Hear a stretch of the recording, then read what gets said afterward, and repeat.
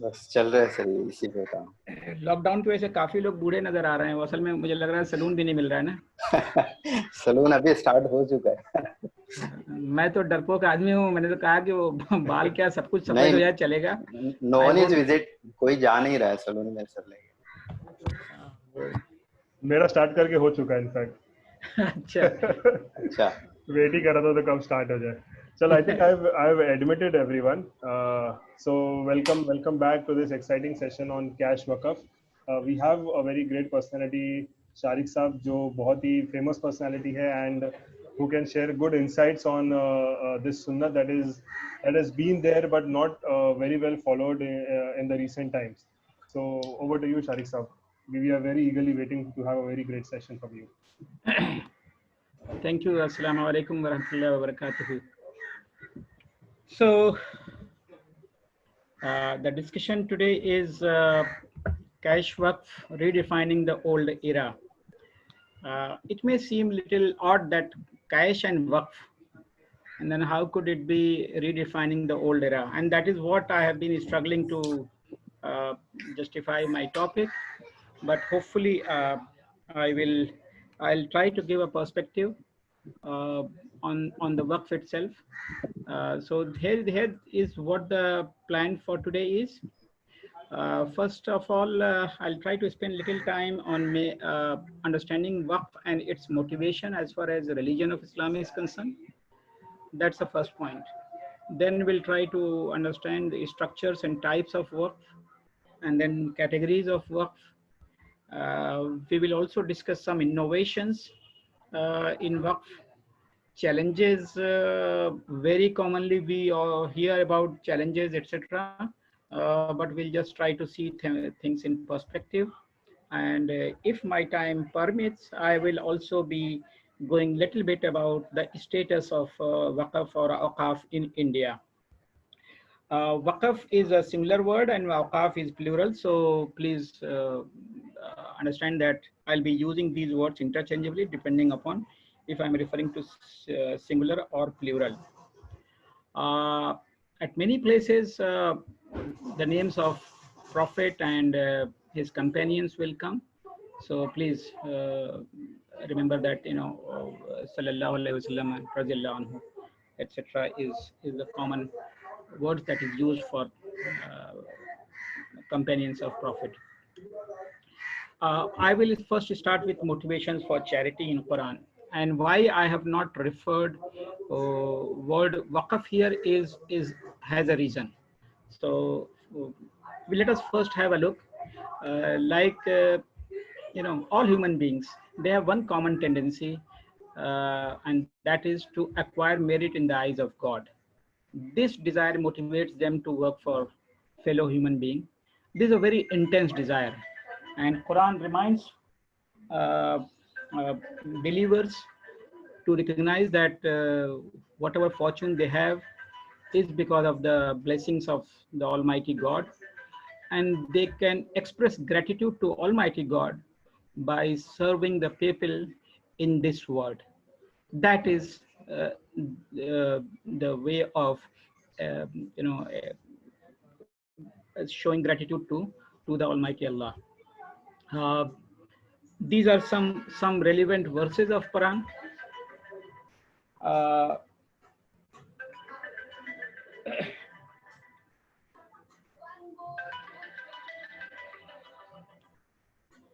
these are some verses of Quran. Uh, Give glad tidings to those who believe and do good works. Never will you attain the good until you spend from what you love the most. Uh, is another very important teaching of Quran. In fact, this is the teaching which led to the first or among the earliest awqaf in Islam. There are some other verses also. I will not read them all. I'll try to move on to the subject at hand. But these are setting the context. So if you disclose your charitable expenditure, they are good. But if you conceal them and help the poor, so that also is a teaching of Quran. Another very important is the verse that says, "Race to goodness." So rush to do good thing. These are some other uh, verses. I will not read them all. I will try to move on to the subject. But these are the verses very oftenly quoted when we talk about Waqf in Islam. So these are, and we all know that Quran being the most primary and most important source of Sharia carries lots of weight in terms of defining Waqf and in terms of its rules and regulations. So that is the context in which I'm giving these references. Earliest Waqf. Uh, Before I mention this, the most important hadith that refers to Waqf, the idea of Waqf is related narrated by Hazrat Abu Hurairah radiallahu anhu, where he says that Prophet sallallahu alaihi wasallam said that when a man dies, all his acts come to an end, except three things: recurring charity, which is called in Sadaqatul Jariyah, knowledge, and pious offspring who prays for him. So these are three things that continues even after the death of a person. This is actually the considered to be the basis of creation of Waqf in Islam. If you look at the most important hadith that refers to the rules and regulations related to Waqf is this one. And this is reported from Umar ibn Khattab radiallahu anhu. In fact, he got one very important piece of land in Khaybar after Khaybar was won in, I think, 629. Is 629, yeah.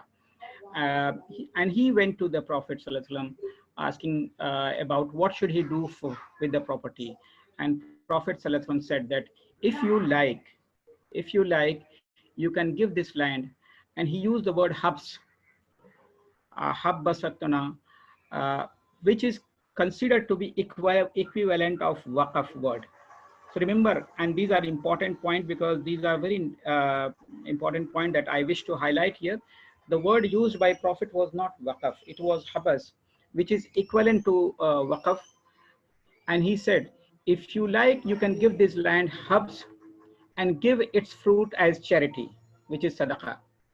So charity, sadaqah and habas was the word used by Prophet in when he advised Hazrat Umar and saying that if you like. The root habas means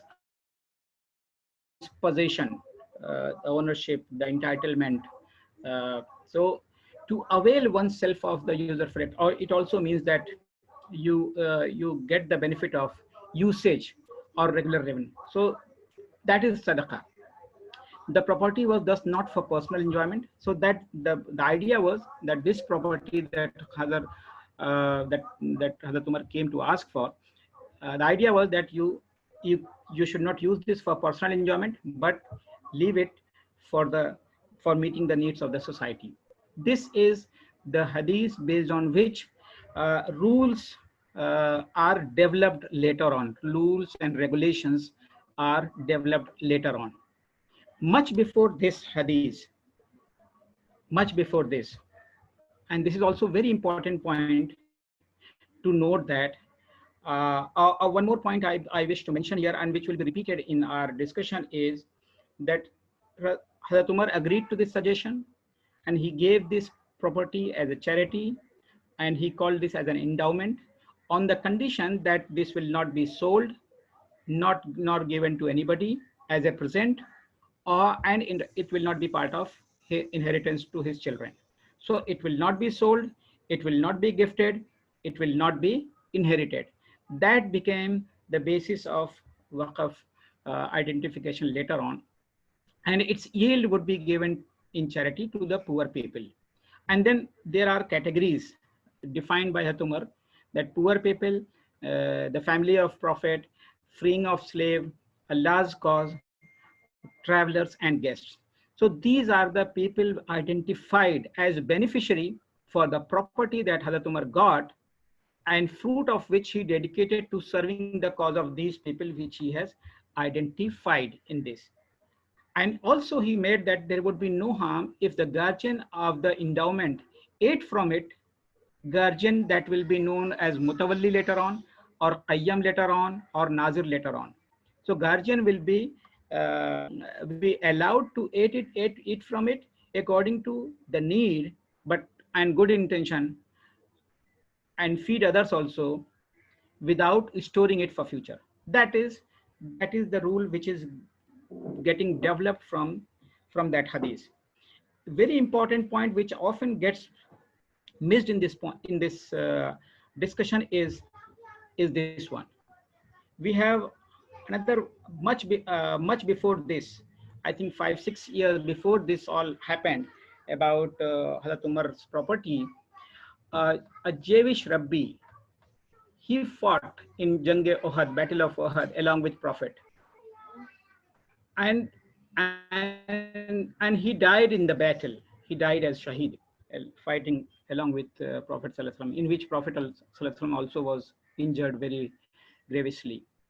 It came to be known later on that he had told his family before leaving for the battle that if I die, my all properties would be bequeathed to Prophet, and that turned out to be the first Waqf. And we should not forget that this was a Jewish scholar, a Jewish Rabbi, and that became a very good source of sadaqah for Prophet, for the people in Medina. So Prophet ﷺ used that property, that sadaqah, for people and needies in Medina. And Prophet ﷺ, of course, used very good words about him, that he was one of the best Jews. And of course, some people say that he had not converted. Some people say that he had converted. This is not the subject for us. Allah knows the matter of hearts. And therefore, some people also say that even non-Muslims can also make waqf. But I would not want to go into that deeper aspect of who can create waqf, because it is a desire of people to please the God, and in the process of pleasing the God, they are trying to create avenues for the less fortunate people in this world, so that their expenses, their needs can be met, and in return of that, Allah Ta'ala can reward, God can reward them in the life, in this life as well as in the life hereafter. So that was the first background, where we have hadith quoted from Hazrat Abu Hurairah radiallahu anhu. We have more detailed, justification and rules coming from the hadith narrated from Hazrat Umar bin Khattab. And we also have one event which is referring to one of the earliest waqf created after Hijrah in Medina. Now, there are many other companions. I have just noted this for the record, who created waqf in the life of Prophet and even after that. So waqf has been continuous effort throughout Islamic history. So the earliest, one of the earlier waqf is also by Abu Talha radiallahu anhu.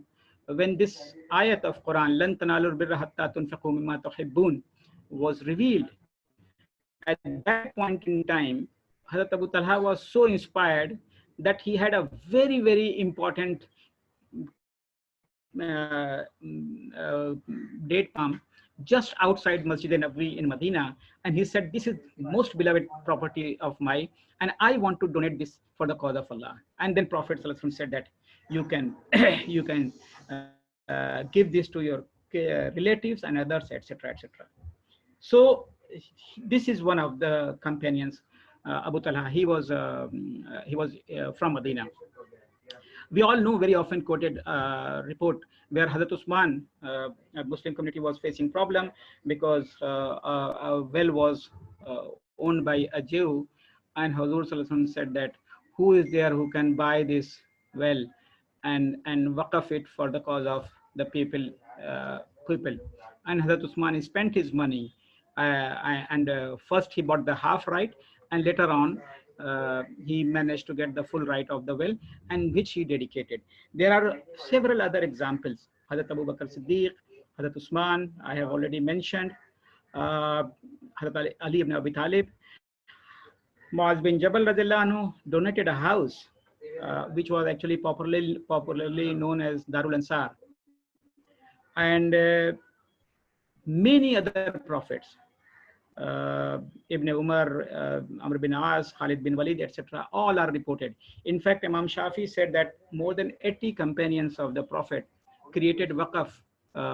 So you can imagine the desire for companions to create waqf. Of course, a great number of people were not very rich also. So this is about Quran and Hadith and then Sahaba. Now, if you look at dimensions, it covers almost all kinds of needs in the life, and it is spread across segment, if in terms of needs: health, education, basic infrastructure, businesses, commercial activities, job creation, food provision for the hungry and livestock, shelter for poor and needy, supporting agriculture, industrial sectors, laboratory, libraries, right? So what we know in economics as a market failure, those segments where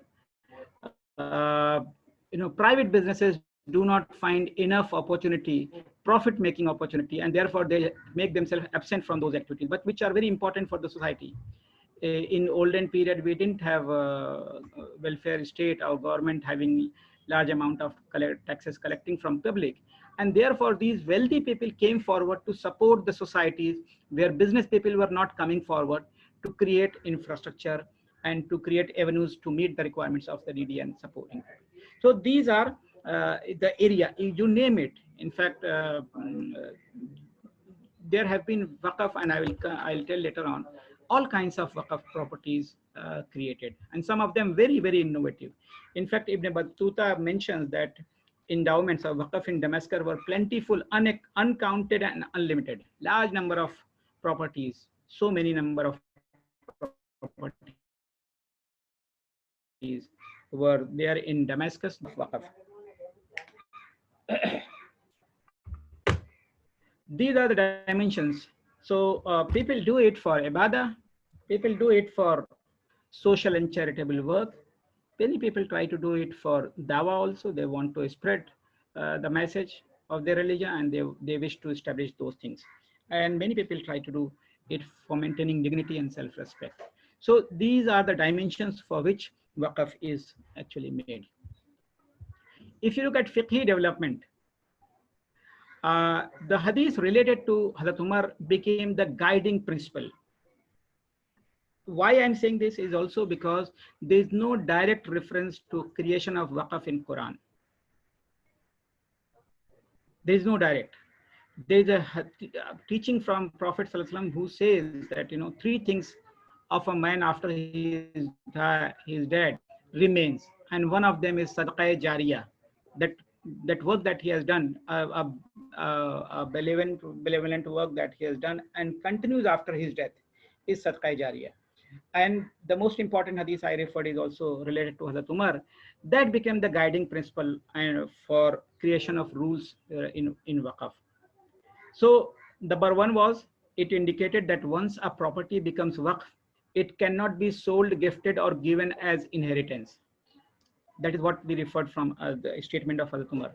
Secondly, the hadith also stipulate that the waqif or the founder of the waqf can decide with flexibility who the beneficiary will be. As he said that so and so and so and so and so. So once a property is gifted, is tied, once a property is made waqf, it cannot be inherited, it cannot be gifted, it cannot be sold, and the beneficiary will be decided by the person who is doing waqf. And third, the management of the waqf be done by the person who, if he is alive, he himself can do the management and take some benefit out of it for his survival. Post his life, he can make mutawallis or nazir or trustees or directors who will be responsible for managing the waqf in the light of the objectives decided by the waqif. That is the rule. Now, it was very surprising that until the period of Imam Abu Hanifa, who was born in 80 Hijri, so maybe around 100 Hijri plus. because he must have been 20 plus when he wrote about this. And he defined waqf, and this is very important for us to note here, is that waqf is tying up of a substance of a property in the ownership of the waqif. Waqif is the person who gives waqf, who creates waqf. And the devotion of the usufruct, devotion of the usufruct or usage, amounting to aria, that donation is known as aria, or commodate loan for some charitable purposes. That is what he defines as a waqf. This means that according to Imam Abu Hanifa, the ownership in the property continued to be vested in the owner. At this moment, when we are talking about 100 Hijri, the concept of ownership vesting with God has not developed. This is what I'm trying to highlight here by copying this statement, that ownership in the property continues to be vested in the owner, and its usufruct was spent for charitable or pious purposes. So whatever is the earning that is spent on charitable and pious purposes, and the ownership remains in the hands of the owner. Hanifa, tying permanent in nature. This is another definition we developed over a period, that this is permanent in nature. This is permanent. But at that point in time, or until that point in time, this was not the understanding. It was recoverable by Waqif at any time, and he was also free to dispose it of according to his will. So at that point in time, rules for Waqf were not as developed. Why I'm focusing on this is because that whatever we find as a rules today, binding against the development of Waqf property, were not so at that point in time.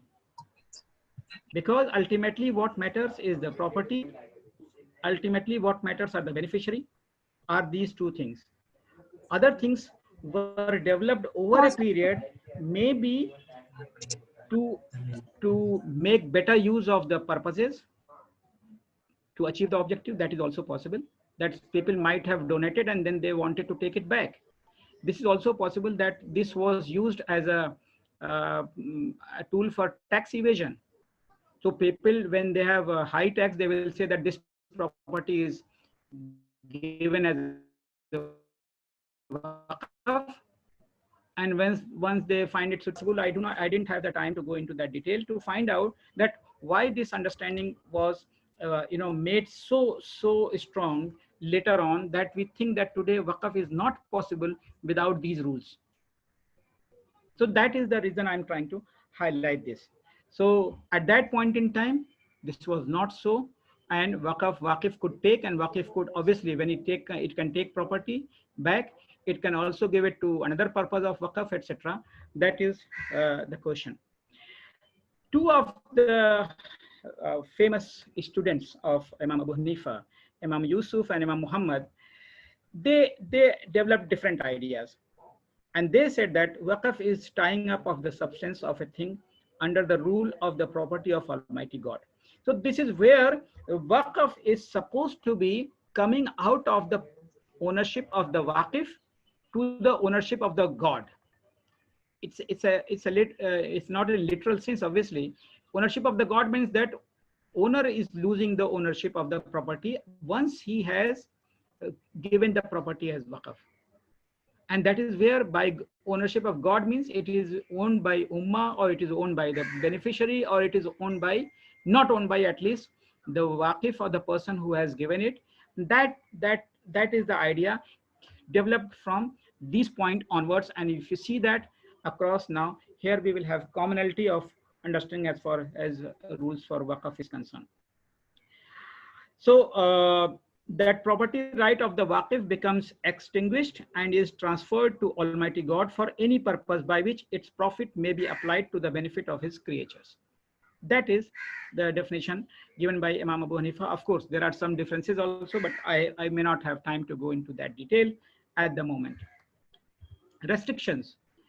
So now we move to rules and restrictions. So most Muslim scholars have listed that irrevocability, perpetuity, and inalienability is the condition for Waqf. Once it is given, it cannot be revoked. Its benefit will go in perpetuity, and perpetuity means that corpus has to remain, and inalienability, that these cannot be taken back for any other purposes. The first restriction is the most critical aspect of Waqf because of the unanimous view of jurists who declared that once a founder announces his asset as Waqf, the status cannot be changed by the founder or his heirs later on.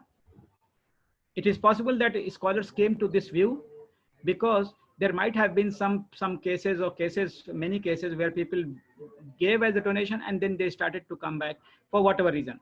So it was decided that once you give Waqf, it cannot be taken back because you lose your ownership after creating Waqf. That was. Irrevocability has been put in place to ensure that the charitable purpose continues to be for the benefit of the public. That purpose for which Waqf was created, that cannot be revoked. And this was to make sure that the idea is Sadaqah Jariyah for the Waqif, for the person who is creating this Waqf. Sadaqah Jariyah will continue only if the activity continues. So irrevocability concept comes in from here. And then property seeks to protect existing Waqf from being taken over by individuals and governments. This is the third point, inalienability. Because tomorrow government should not take it over. Tomorrow other people should not take it over. So this was considered. So maybe that Fiqh developed rule to avoid exploitation of this concept of Waqf by the donor, by the manager, and by the government and other people. That is how Waqf rule started to be developed as we see them today.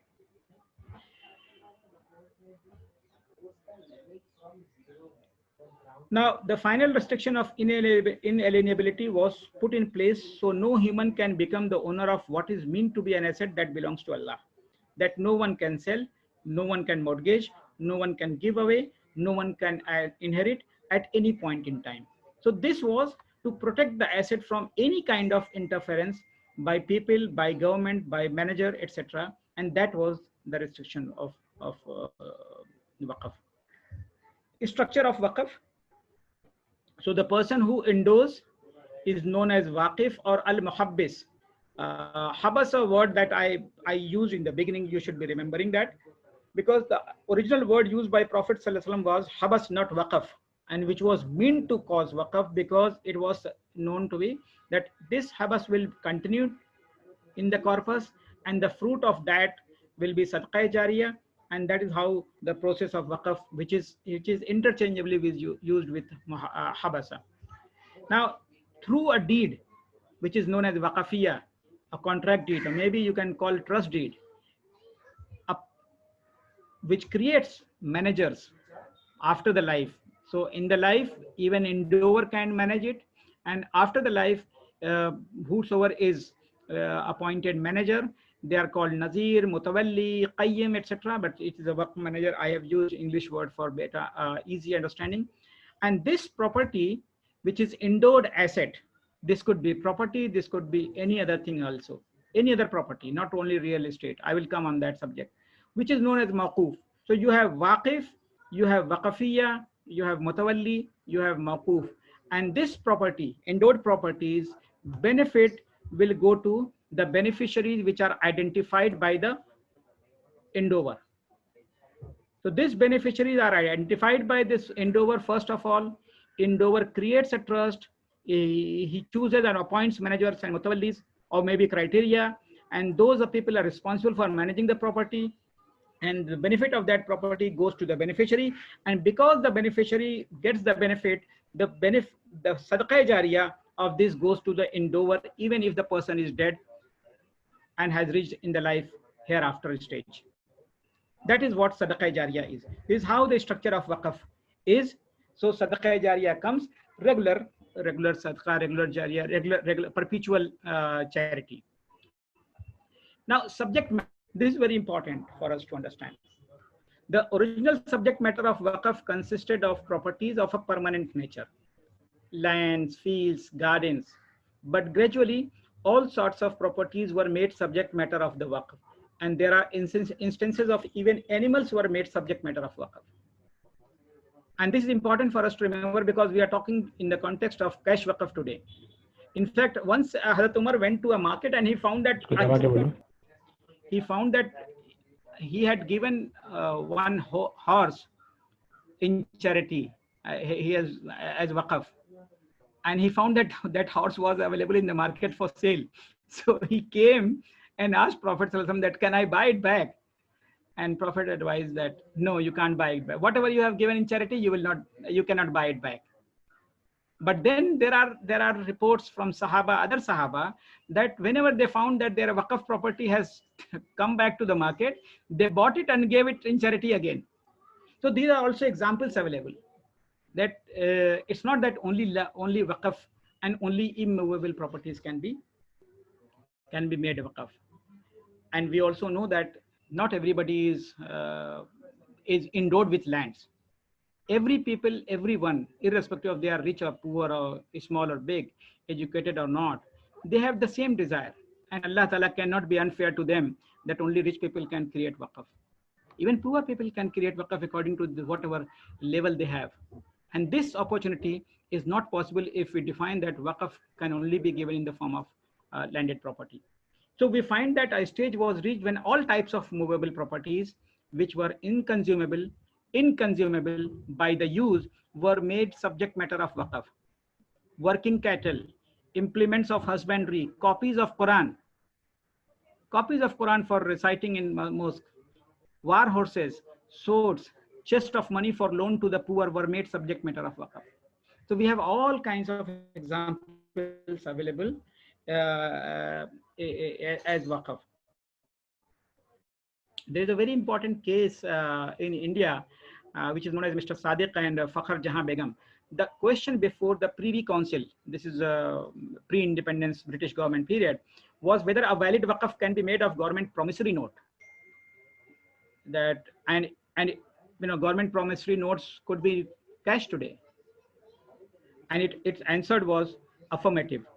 It has been held that cash, a grove, and offering made in shrine are all valid subject matter of waqf. So these examples are galore in the history. We can take cue from that. Types of waqf can be identified as on the basis of beneficiary. It can also be identified on the type of assets also.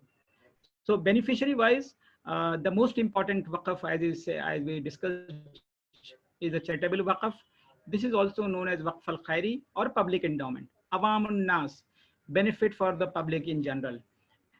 And this occurs when the beneficiaries of the usufruct consist of ongoing charitable concerns such as needy, hospitals, schools, feeding of birds, animals, and any similar vehicles that achieve general well-being of society.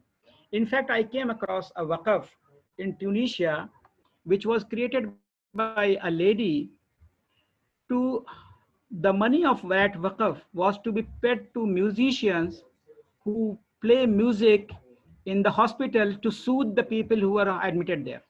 So we found that, even waqf for music or waqf for playing music was created in Tunisia. And of course, feeding of animals and feeding of birds, etc., is very, very common.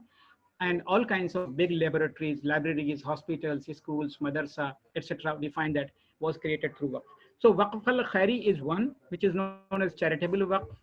We also have a family waqf. Many people trace this to the hadith that was reported from Zubair bin Talha bin Zubair, radhiyallahu anhu, where Prophet said that, I refer to the grave, to the orchard, date palm, that you can make your family and relative also a beneficiary in this. So family waqf also is there, a concept is there, but not many people appreciate, especially if you go to the cases related to waqf, you will find many adverse ruling denying this concept, because originally the concept of waqf is only for waqf al-khair or public benefits. But family waqf is also found, which is known as waqf al-ahli or waqf al-zurri. These are family endowments. And when people, create waqf for their family, this is possible, and there is genuine reason for it. For example, you know, once a person becomes, let's say, take example, once a person becomes a businessman, and he is worried that, after he's gone, his property may be distributed in among the heirs, and business might not continue, or business might get divided, and everyone will be loser. So they might create a waqf that, so that business can continue, and the fruit of that can be shared with the family member, not the corpus itself. So family waqf is imaginable, that instead of dividing your company into among your heirs, you decide that only the fruit or the revenue or the profit can be shared in the family members. So that is also the concept. But charitable waqf remains the most important. Uh, we also have examples of joint waqf, where charity and family is mixed up. And the best example could be Hamdard Waqf. Family also has claim in that Waqf, as well as a good portion of money earned by Hamdard Dawakhana that we know in the subcontinent, very famous in subcontinent, India, Pakistan, Bangladesh. Uh, the very famous product is Sharbat Ruafza. So this is a family waqf as well, where the benefit is driven by both. So it has a common benefit of protecting the family, as well as a portion of that goes into charitable activities. So this also is an example. In addition, we have religious waqf nowadays, because many times people feel that who is a waqif and it is not created. So many of the new properties of madrasa, khanqa, takiya, tombs, graveyards, shrines, imam badas, these are also considered to be religious waqf. So based on the nature, these are things. Waqf is, as I said, there have been examples. So waqf is permissible in the form of real estate, for permanent feature, fittings, movable assets, money, Sharia compliant shares, sukuk. And contemporary scholars, the most important thing is that they take a lenient view and permit temporary waqf as well. And if you really think that all those arguments that it has to be permanent, actually, what is permanent? It is only a matter of how long that life of that waqf was. Where is the well that was created bought by Hazrat Usman today? Where is that well? Where is that Khaybar property of Hazrat Umar? Is it still a waqf? What happened to so many things? So ultimately, what happens, that idea of permanency was to protect exploitation or misuse of that property. But otherwise, normally nothing remains permanent in nature. It is only how long it lived or not. So nothing is absolutely permanent. Even if you think that waqf is permanent, it is not holding true. So today's scholars are also allowing temporary waqf. If I cannot create permanent waqf, should I not be allowed to have a temporary waqf? It still serves some purpose. Maybe as long as it is there, whatever is the short or long life of it, at least to that extent, I'll keep getting benefit, even if I'm gone, even if I'm dead. So the concept of temporary waqf is also there, with certain conditions, of course.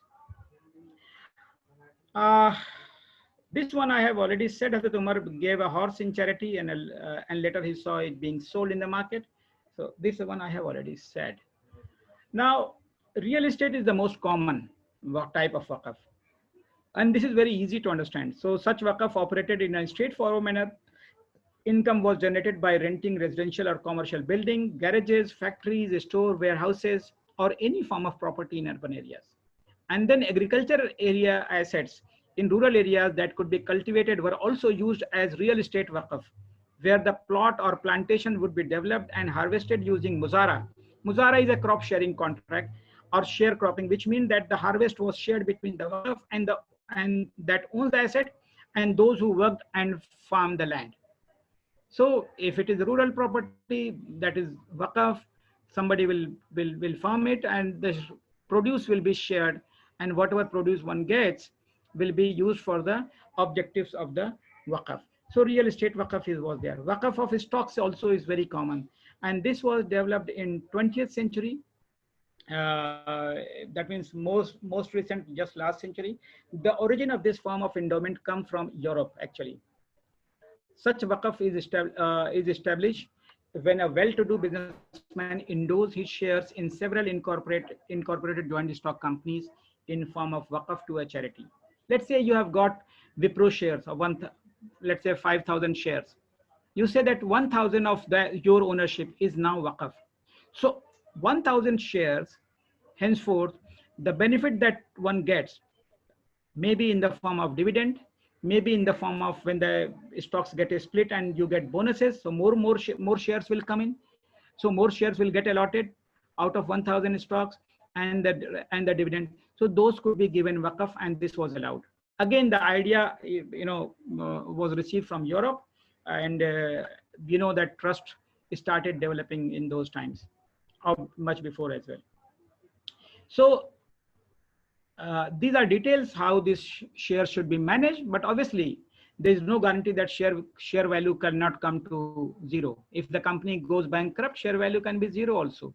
If the company's shares are not traded, shares could be illiquid also. But nothing stops people from donating or creating of whatever they have in their possession. That is the idea. Sukuk is nothing but a trust certificate, or more popularly, it is known as Islamic bond. So that kind of Waqf Sukuk is also common. In fact, very recently, Singapore government, there was a Waqf property, and that Muslims were having liquidity problem. At that point in time, people created this idea that everyone will create some kind of, they will create some kind of paper, and that paper will be bought in by people against money, and that money which is accumulated by issuing sukuk, which is a trust certificate or bond, will be utilized to develop that property as a waqf, and which will have its own future income in the future. So this is a very recent and very contemporary example of waqf concept. And sukuk is nothing but it's another kind of security. So whether it is shares, or whether it is cash, or whether it is bond, these all are soft papers. These are all paper actually, maybe electronic paper in some time. So these are used as waqf rather than the hard property, because more and more hard properties are becoming scarce. Real estate holdings are coming down. People are not able to create. But whatever is coming up in value is stocks, shares, cash, etc. And people are using that as a waqf. Cash waqf is now being used in countries like Malaysia, Singapore, Indonesia, Pakistan, UAE, Kuwait, UK, US, among several countries. And these are the examples of cash waqf. So waqf shares, again, khairi waqf used in Malaysia, Sudan, Indonesia. Takaful is nothing but Islamic insurance. And those who are aware of Islamic insurance, how it operates, know that one of the model of takaful is waqf model of takaful. So takaful could be mudaraba model, wakala model, but finally in Africa and subcontinent, this model is gaining credence, where the company, which is the insurance company, first of all creates a waqf, and then other people add to that waqf in the form of premium, and whosoever is part of this asset, they get benefit. So the idea is that in waqf you can be contributor and beneficiary both. You can contribute. Otherwise, you cannot give charity, normal charity, and take it back. Remember the hadith and teaching of Prophet Muhammad Sallallahu Alaihi Wasallam, where Hazrat Umar went and asked that, can I buy this? He said, you can't take it. You can't buy also, you can't take it charity. But waqf is a concept where you can be contributor as well as the beneficiary. And waqf takaful is one very fine example of this concept. This concept is not only in Malaysia, but also elsewhere in practice, like South Africa and Pakistan. Direct cash waqf is again khairi, all charitable waqf for public, adopted in Malaysia, Singapore, Bahrain, UAE, etc. So direct cash, you just pay, like Ketto. pay it. This is also a kind of charity that as long as there could be corpus also created. So there are people who can create a corpus of through cash, and then that cash can be utilized, and that utilization, whatever benefit you get, can be used for the beneficiaries. Mobile cash waqf, all kinds of, you remember, all kinds of compulsory cash waqf. uh, I gave example corporate cash waqf, uh, deposit cash waqf, cooperative cash waqf. You can imagine all kinds of, if some people join together, they collect cash, and that cash is utilized, invested somewhere, and the revenues received from that investment is also shared for the with the beneficiaries, is also a kind of things. So waqf mutual fund concept is also becoming common. So when it comes to cash waqf, we have all kinds of cash waqf examples available in the world today. Uh, some innovations. I think I'm running out of my time. Yeah. Nazim, how much time do I have? We have 10 minutes. Then we can open it up for questions. 10 minutes. I'll try to run faster. Sure. Yeah, I have spent about 30 plus hours on this presentation, Azim. So obviously there are so many things I wish to talk, but we can continue. Time is not a problem. We can continue until 5:30.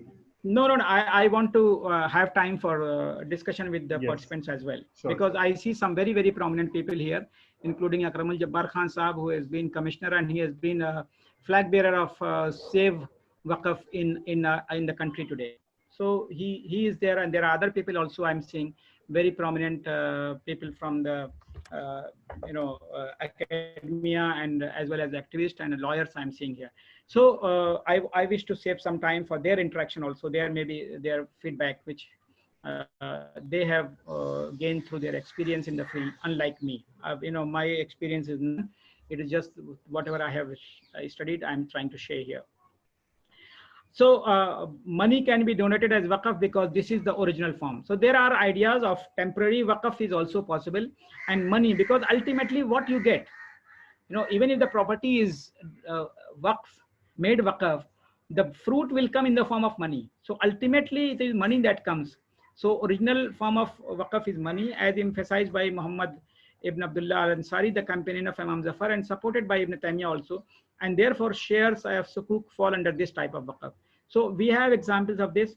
Waqf is permitted on movable goods, vehicles, machinery, equipment, production equipment, internet sites, digital application. We can have websites for you can create a website as a waqf from your side, and whosoever benefits from that can also be. So it all depends on, we are moving into new class of wealth, right?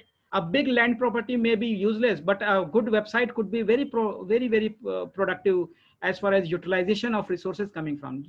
Imagine, Facebook being waqf, you can imagine the benefit. It's website. It just, so how many properties, if all waqf of India are put together, they cannot be even fraction of Facebook, as far as the benefit is concerned, as far as the liquidity is concerned, as far as the earning capability is concerned. So even website could be waqf. Digital applications, programs could be waqf. You can make an application which helps people, and whatever is revenue generated, that can be used for waqf purposes. So company shares, stocks, sukuk, etc. All these are new innovations across globe. These days we are finding a lot of blockchain technology being used for various issues faced by waqf, but that is something which perhaps, if time permits, I'll talk about that later. This is difference between waqf and trust, but this is more of an academic interest, that waqf is non-revocable, trust deed may not be permanent, waqf corpus is immobilized, and the settler interest may take benefit, and the motive is generally secular. In waqf, the motive is religious, etc., etc. That is not correct actually. In normal waqf also, motive can be worldly very much, like family waqf, etc. And these are some differences just to differentiate between waqf and trust. Unfortunately, the countries I know, India is among those countries. I will come on that. So these are challenges. I'll come on India later, a minute later. These are challenges. Heavy focus on instrumentation than objectives. So we are caught in the process now rather than the objective. Lot of processes.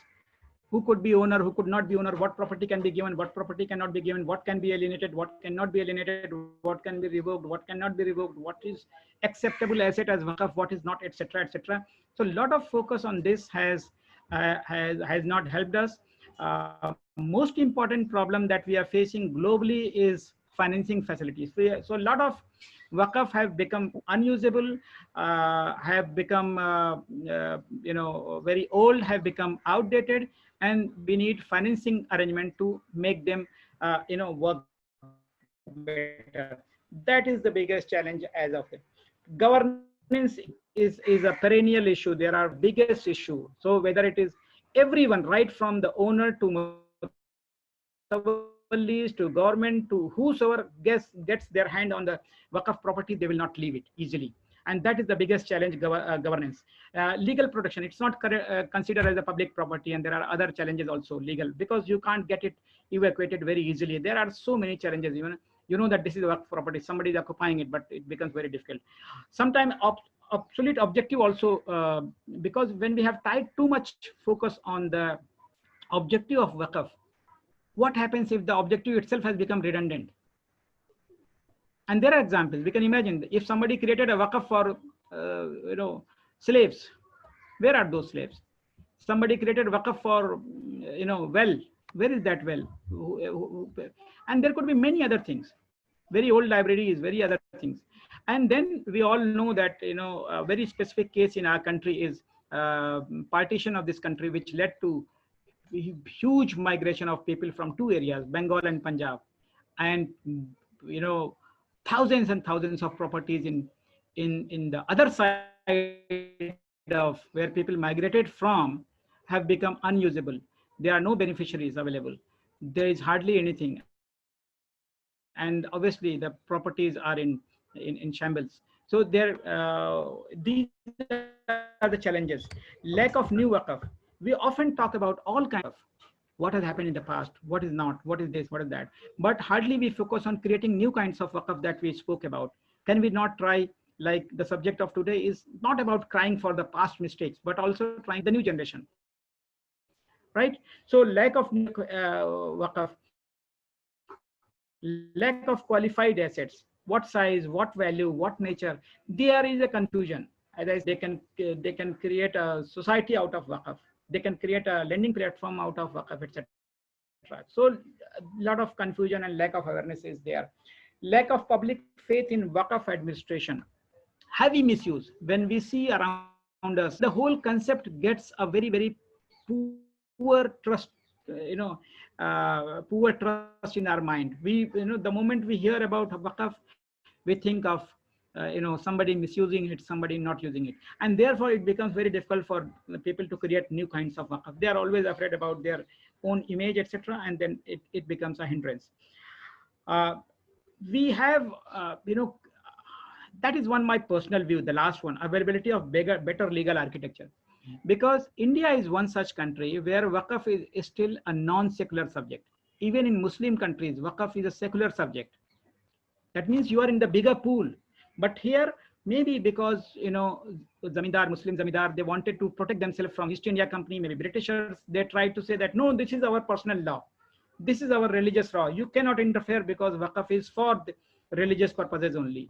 And they always struggle for creating a very separate class of law for themselves, and that became outdated, because once you are out of the main pool, because if you are part of the main pool, then anybody, any new rule, any new any old provision will affect everyone. You will have a lot of people supporting you because they also have interest in that.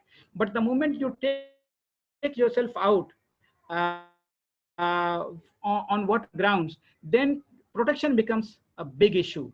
And that is what has happened in Indian waqf scenario, at least, that we said that this is a prayer, and we ended up giving lesser and lesser legal protection for our own cause. If we had moved on to trust-based architecture, what are we calling waqf as different from trust? Trust has better architecture today. It can serve the same purpose You can create trust according to whatever you wish, but it is better protected than Waqf today. So that is something which I thought I'll share. Uh, there are examples. I said I think I should be finishing it very quickly. Yeah, 4:59. Zamzam Tower in Mecca is a great example of Waqf sukuk. Waqf most suitable in modern time. Anyone, even poor, can contribute. You know, if we create a cash Waqf, even if somebody is contributing a 1 rupees, 2 rupees, 5 rupees, 100 rupees, how does it matter? Somebody can create millions, somebody can create one, but at least let them have the benefit of having that I have contributed to this, and as long as this continues, my reward from my God will be there. So those kind of suggestions are important, I think. Future lies, in my view, in new model that relies on modern form of wealth and professional wealth management rather than just the old form of wealth, which is real estate, etc. Modern form of wealth is far more valuable than the entire globe today. And if we do not move to modern form of wealth, I think that we will not be able to do justice to the concept of Waqf, which is very pious in religion and very helpful to the society. You can have if somebody had invested few $1,000s in Bitcoin, they could have created a huge Waqf today. Forget about any other property. So all the kinds of new technology and new assets are very important. The use of technology in Waqf management is very important because a lot of things are inefficient, non-transparent, and technology can play a very important role in addressing those problems. Capacity building, provision of social good is another issue. Many of the mutawallis, even if they have right intention, but do they have right capability? Do they understand what they are in charge of? Are they capable of dealing profitably with the experts on the other side? Can they get the property developed without being exploited? Can they get a financial deal uh, which is best? Are they capable of?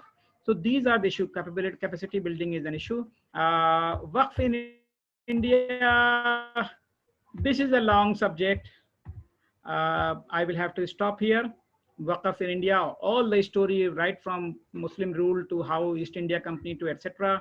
Then these are major problem of Waqf in India: survey records, encroachments, litigations, financial constraints, issue of preservation. These are major problems.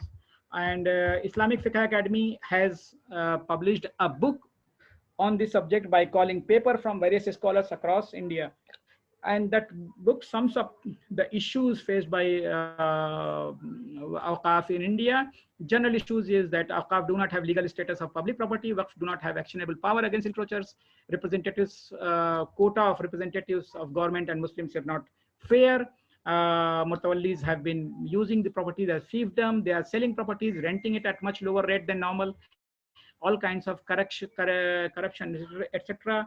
Even whatever rent is due, they are not very quick and prompt in recovering them.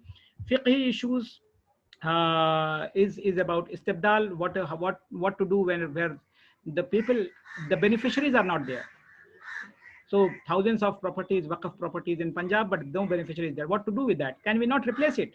Can we not sell it, that property, and get a property in Bombay? Will it not serve the purpose? Right? Today, the person who has given that sadaqah jariyah is no longer available today. But if that property is bestowed, exchanged for a property in Mumbai, his whole purpose will serve, and his whole purpose will be galvanized. So can we not do that? Now, if we create rule that it cannot be changed, it cannot be, ownership cannot be changed, it cannot be sold, it cannot be rented, then we are victim of the same rule through which we wanted to protect Waqf. So those are the issues now. We created rule, but now those rules are coming against our own objective, istibdal. How to develop that? So Waqf property, but you don't have cash. How to develop that? If nobody can come and get it rent, how to do that? So development of property becomes an issue because of the rules. And as I said, that there are many objectives which are no longer valid. So uh, what should happen to that Waqf property? If the objective for which it was created is no longer available or valid, what to do with that Waqf? Should it not change? If change, to what level? So these are the issues. Thank you very much, Nazim and everyone. for this opportunity. I hope I have, yes, I'm 4-5 minutes late, but we can take questions from people. And also I see some very senior people. So Nazim, please allow them to Yes. share their thoughts also, because this is a platform where people would be sharing. Of course, time is a constant. So I hope that everyone will be keeping that in mind. So over to you, Nazim. Yes, thank you. Thank you very much, Shariq. It was a lovely session. So before going to the questions, as you said, there are a few esteemed dignitaries in as the attendees. So I would just open it up for the dignitaries. If you have any suggestions to add, you can just unmute yourself. You can add some suggestions, or you can raise your hand. I can unmute you. So I'll just open it up for the esteemed participants with us. अकरम जब्बार खान साहब से कहिए नाजिम. अकरमुल जब्बार खान साहब हैं. जी. जी. Akram साहब, if you could add. Nazim, please unmute Akram Jabbar Khan साहब. Just 1 minute. Yes. Assalamu alaikum. Walaikum It assalam. was a wonderful session. Walaikum assalam wa rahmatullah. Part of Waqf, which we were not aware about, cash Waqf. Wonderful session. But then there are things about immobile properties, their encroachment thereon and eviction, etc., for which we are working. So that's a very long thing. We'll rise here. Shakil Bhai is an old veteran, Shakil Ahmad Saab. So, but congratulations, and congratulations again for referring to Rabbi Mukhaira, who was the first Waqif in Islam. He was a Jew, but he was the first Waqif. Thank you very much. Thank you for an excellent talk.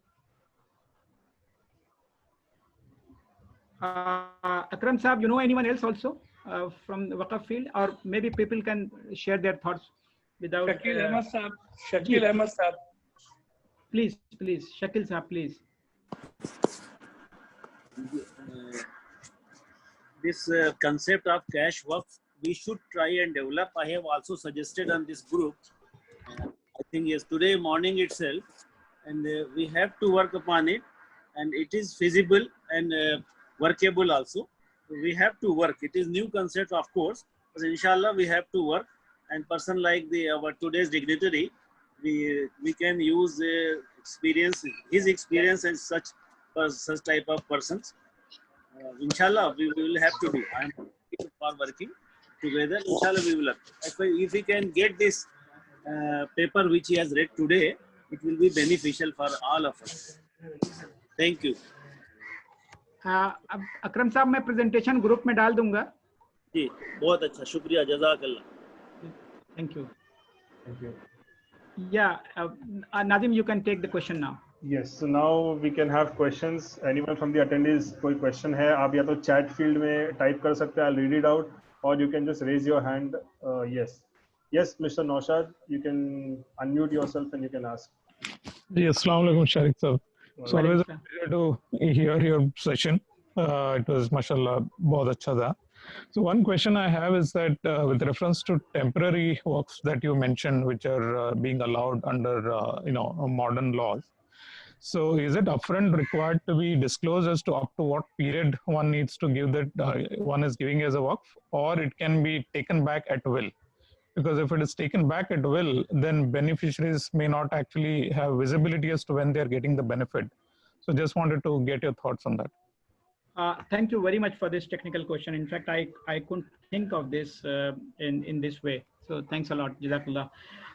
What I understand from temporary work, and I am subject to correction also, because with all the studies that we have been doing, I still find myself quite lacking in going in the depth of waqf. It's a huge field. Temporary means the objective itself is not permanent, in the sense that what we understand from waqf point of view, that the corpus is permanently dedicated to. So there are possibilities of activities where it is a let's say milestone based waqf. We want to do something, and these are the milestones. So the moment you achieve the milestones, the objective is served, and therefore that gets over. So those kind of waqf which is not declared permanent in nature, it is temporary, but not temporary in the sense of abruptly stopping its activity. That activity could be based on milestone, that could be a certain targeted segment, and once that is achieved, then uh, you know it can be wound up. So that is what I understand from this concept. Yeah, thank you. Jazakallah khair, Shariq bhai. Thank you. Thank you.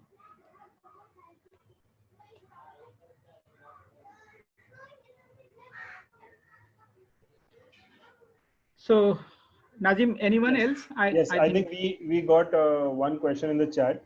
Can we use cash Waqf as a secondary Waqf to develop an already endowed property which is in dire needs of funds?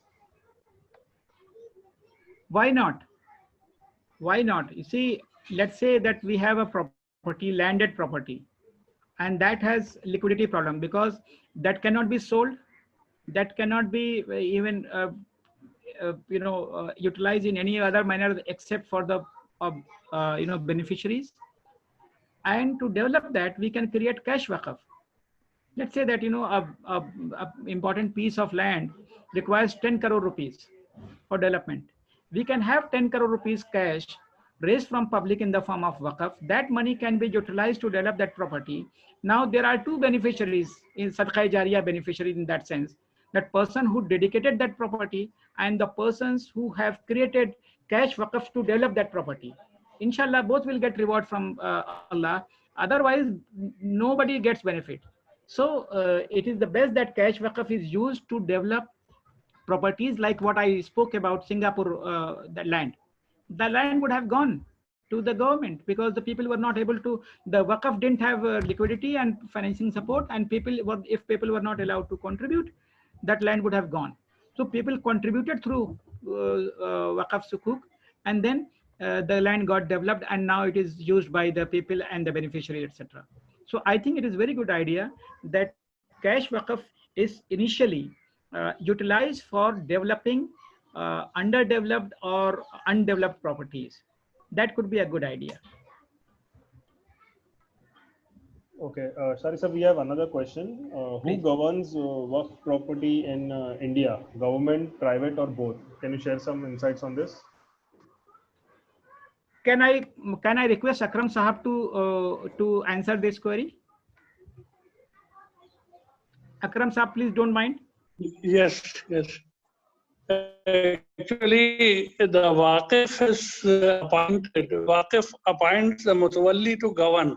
Mutawalli or management committee, they govern, but for government purposes, the Waqf board created by the government, the Waqf board, they are superintendents of the property. They supervise that the property is not misused, not sold away, etc.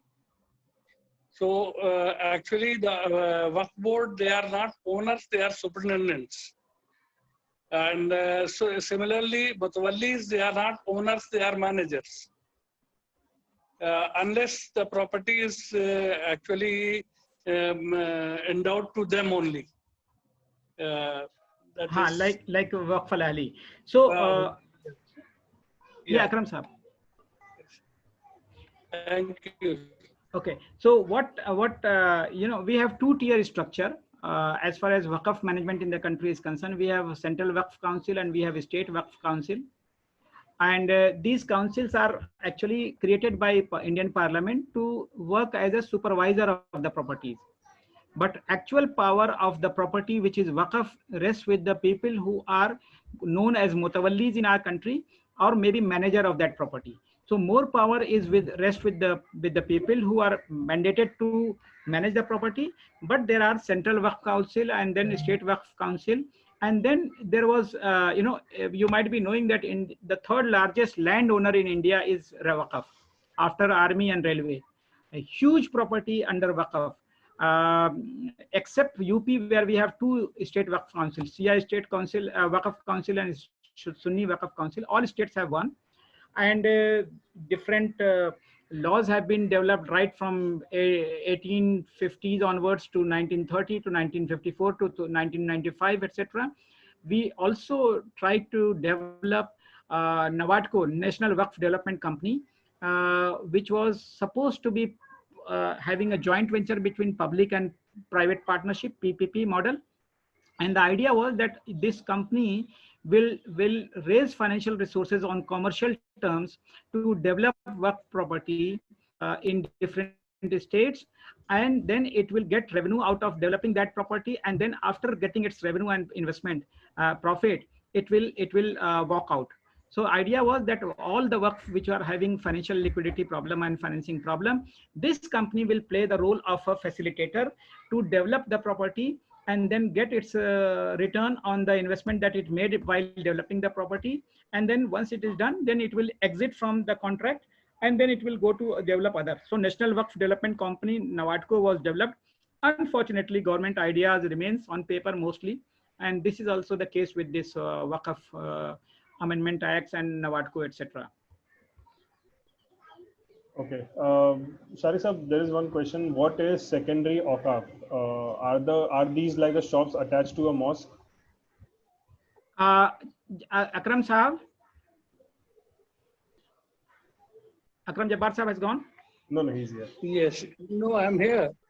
जी, ये secondary औकाफ मैं पहली बार सुन रहा हूँ. Property जो actually जो वक्फ में मतलब वाक़िफ जो प्रॉपर्टी जिसको इंडो करता है, उस पूरी प्रॉपर्टी का डिस्क्रिप्शन होता है और उससे एक स्पेसिफिक उनका वो होता है कि इस पर्पस के लिए इसकी आमदनी सर्व होगी, खर्च की जाएगी. Okay. तो सेकेंडरी औकाफ जो है, सकता है कहीं अल्फाज हैं, मैं I am sorry, I am not familiar, लेकिन ये कि जो भी ओनरशिप है, क्योंकि जब एक बार प्रॉपर्टी वक्फ हो गई तो अल्लाह की ओनरशिप हो गई, वो प्रॉपर्टी अल्लाह की है. और हमारी लड़ाई इसी बात की है कि भाई हमारा अपना प्राइवेट लोगों की अगर हमारी 2 फुट भी जमीन होगी, हमारा पड़ोसी वो कर लेता तो हम लड़ते हुए सुप्रीम कोर्ट तक जाएंगे.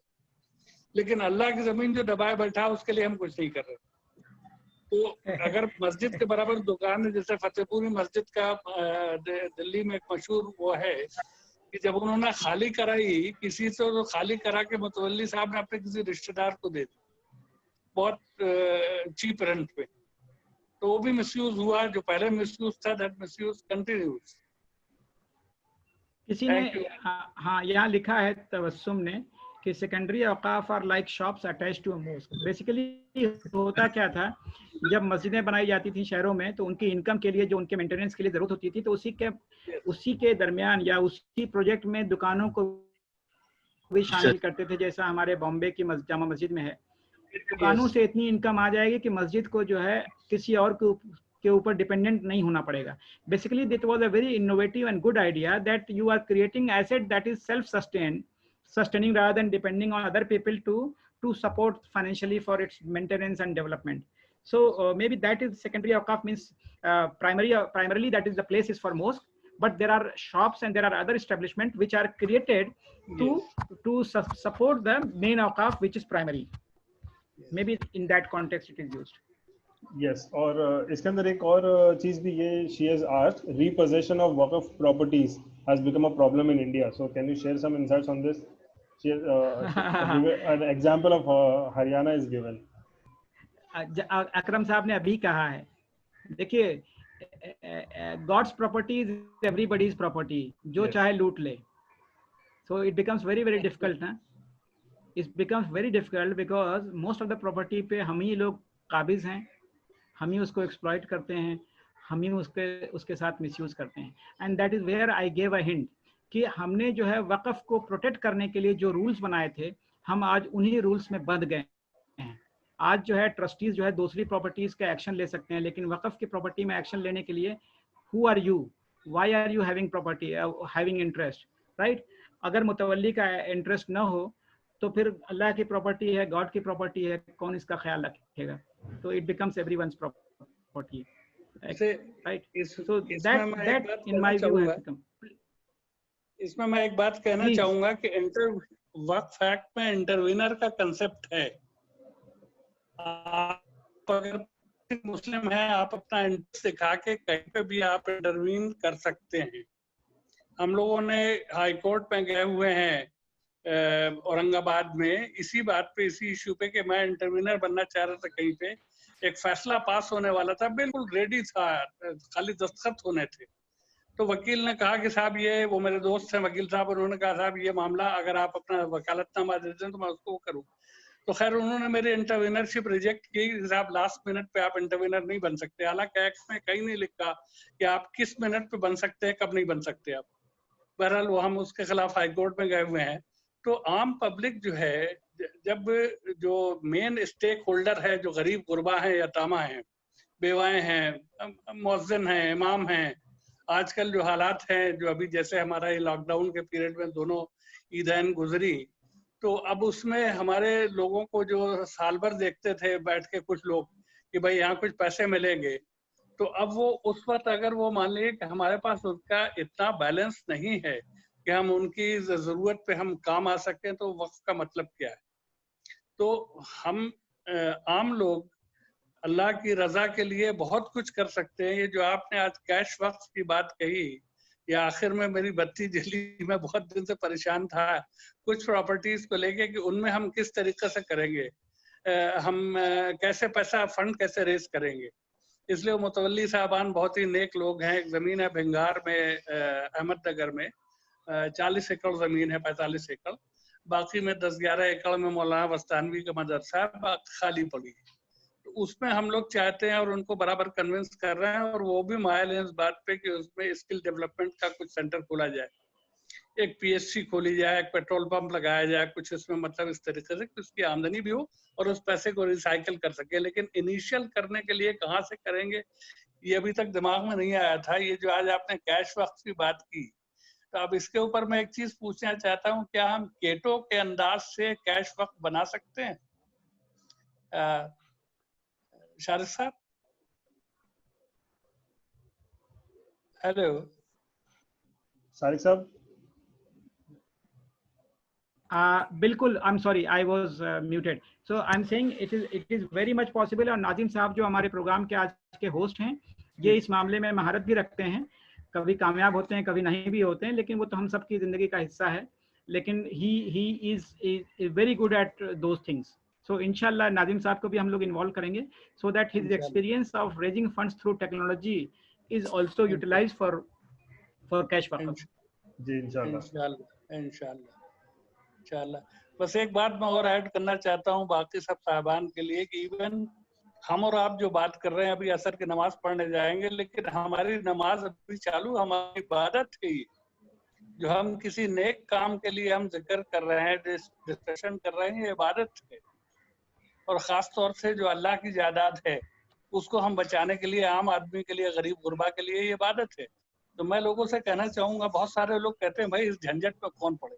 मेरे एक दोस्त थे, उनसे वो रिटायर हुए, तो मैंने वेलकम किया कि भाई वेलकम टू रिटायरीज क्लब, और अब ये काम करना शुरू कर दो। फौरन इमीडिएटली ही रिएक्टेड कि भाई मुझे इस पचड़े में मत डालो। तो मैं कहता हूँ अगर आपने खाली सोच भी लिया, दिमाग में ख्याल भी आया आपके, तो अल्लाह ने आपके सवाब की चरखी चलाना शुरू कर दी। कामयाब आप होंगे नहीं होंगे ये भी अल्लाह का जुरिडिक्शन है, वो चाहेगा तो आप कामयाब होंगे, नहीं चाहेगा नहीं होंगे। लेकिन सोचना तो बहुत बहुत अच्छा आपका वो टॉक रही माशाल्लाह। नाजिम साहब आपको मुबारकबाद। आपका नंबर मुझे अगर मिल जाए तो मैं इंशाल्लाह फिर बात करूंगा। जी बिल्कुल, मैं आपको अभी एक मैसेज कर देता हूं मैं इंशाल्लाह। फॉर अलीगढ़ के जो स्टूडेंट हैं उनके लिए और लोगों के लिए, अकरमुल जब्बार खान साहब अलीग हैं, और he is retired as a chief income tax commissioner and he is based out of Pune and one of the most prominent faces for liberating waqf properties in India. इनकी पूरी एक तरह के आर्मी कहिए या वॉलंटियर्स की army कहिए, जो बहुत तरह के वकला और एक्टिविस्ट और इस हर तरह के इनके पास टीम है माशाल्लाह। तो अकरम साहब, ये प्रोग्राम खासतौर से हम लोगों ने अलीगढ़ के जो बच्चे हैं उनके लिए भी किया था, तो बहुत सारे बच्चे जो है वो आज अलीगढ़ से भी हैं। Nazim, over to you. Yes, one last question, Shahnawaz sahab अपने हैंड रेज किया था, so would you like to ask the question if Shahnawaz sahab is there? जी अस्सलाम वालेकुम। मैंने हाथ रेज किया था, लेकिन जब अकरम साहब के जब आंसर्स मिले मुझे ऐसी एक जगह किस तरह से कैश वक्फ को इस्तेमाल किया जाए। एक्चुअली जब शारिक साहब ने बोला कि हम छोटे से छोटे पैसे को भी इस्तेमाल कर सकते हैं, right, so it was really excited to know that, क्योंकि यहाँ पे अभी बहुत सारे ऐसे ऑडियंस होंगे वक्फ के बारे में, तो मुझे भी उतनी जानकारी नहीं थी। अल्हम्दुलिल्लाह शारिक साहब की वजह से काफ़ी जानकारी मिली, लेकिन एक दिल में हमेशा ख्वाहिश रहती थी कि किस तरह से चीज़ों को मतलब किया जाए। जो वक्त मेरे जहन में ये था कि वक्त बोले तो ज़िंदगी भर के लिए, तो वो भी ठीक ही है, मतलब दायमी परपेचुअल।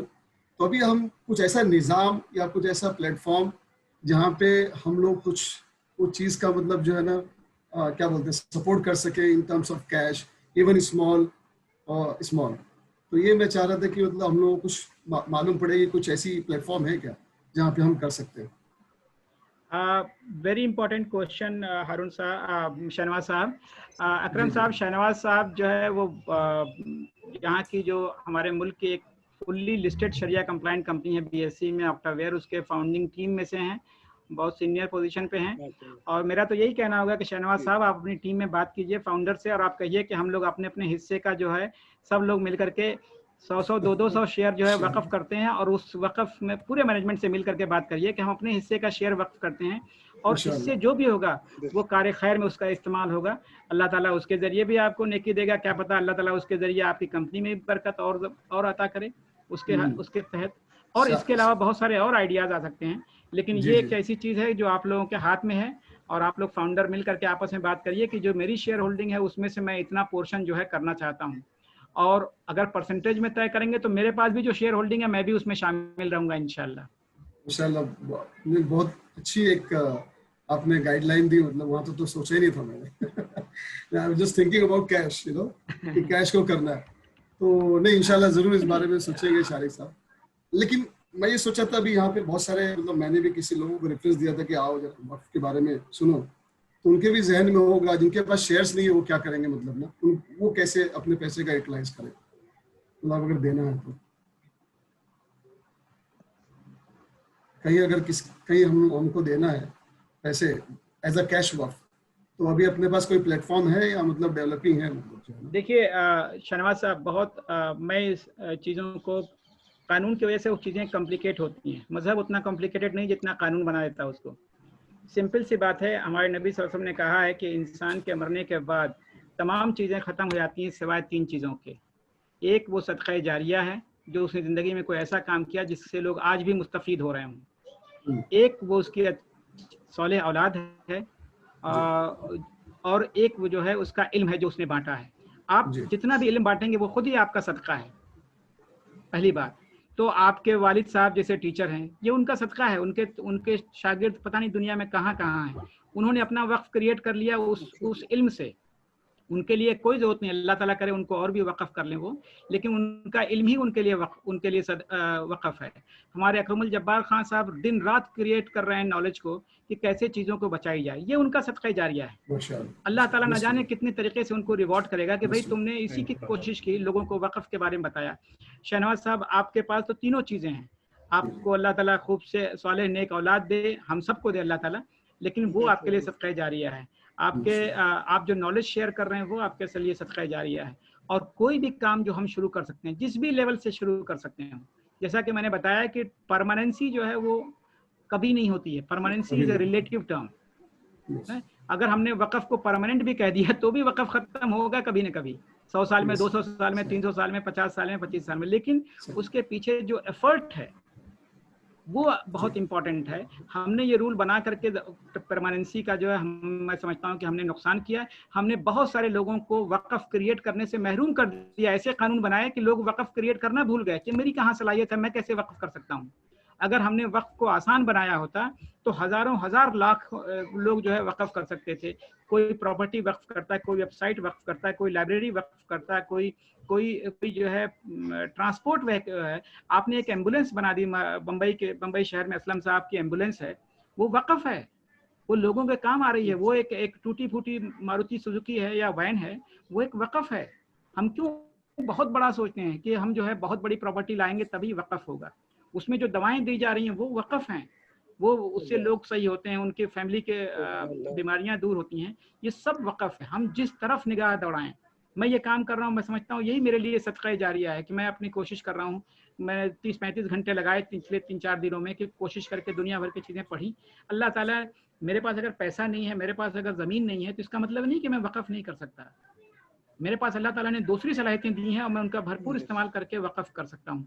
तो हम सबको अपनी सलाहियतों को देखना चाहिए और इंशाअल्लाह हम उसी के दरमियान में से कोई ना कोई वक़्फ़ क्रिएट कर लेंगे। हमारे नबी सल्लल्लाहु अलैहि वसल्लम ने बिल्कुल क्लियर कहा है, नॉलेज वक़्फ़ सदका जारिया है, सौले औलाद सदका जारिया है, और इसके अलावा कोई भी काम जो गरीबों के अवामुन्नास के काम आए और जो आपकी मौत के बाद भी चलता रहे वो भी सदका जारिया है।